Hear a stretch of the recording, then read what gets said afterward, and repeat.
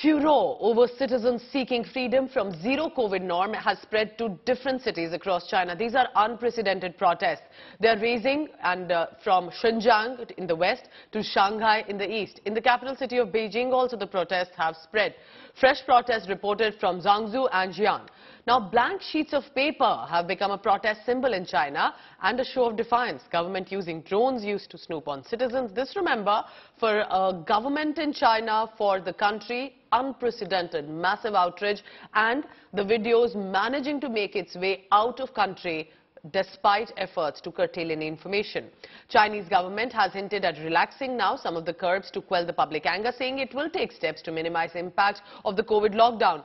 Cities have been sealed, barricades have been put with heavy security deployment. The protests last few days have also raised political temperature. There is a call that Xi Jinping, the Chinese premier, needs to step down.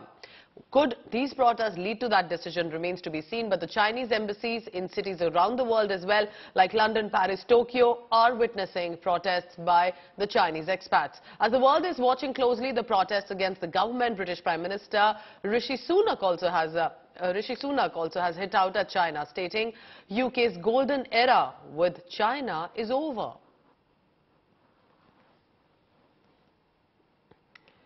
So the Chinese police, men in white, hazmat suits, are clashing with protesters. This has been happening for the past few days over strict COVID norm policy, with the pandemic now in the third time, actually resurfacing now in China.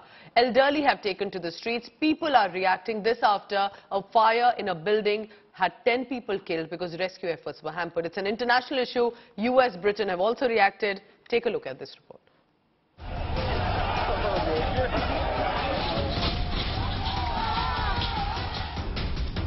Police in China crack down on protesters as the fire seeking freedom from zero COVID norm spreads to different cities.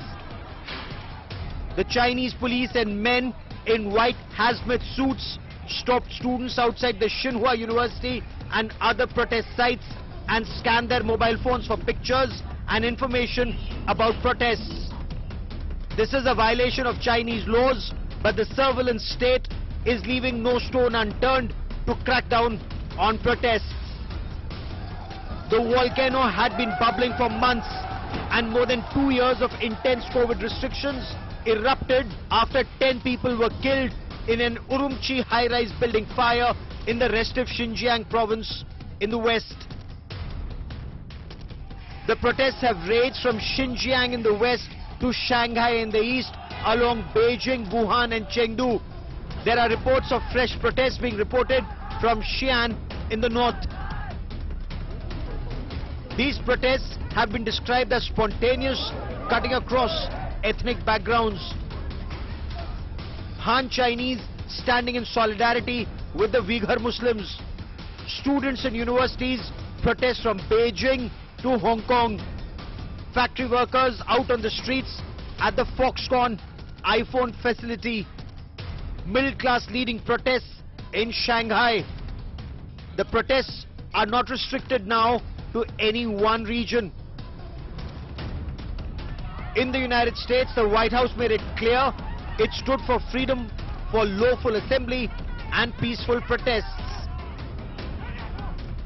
Our message to peaceful protesters around the world is the same and consistent. People should be allowed the right to assemble and to peacefully protest policies or laws or dictates that they take issue with. The world is watching closely the protests against the Chinese government's zero COVID policy. British Prime Minister Rishi Sunak clarified Britain's policy with China, saying the so-called golden era of relations with China is over. Instead of listening to their people's protests, the Chinese government has chosen to crack down further, including by assaulting a BBC journalist. The media and our parliamentarians must be able to highlight these issues without sanction, including calling out abuses in Xinjiang and the curtailment of freedom in Hong Kong.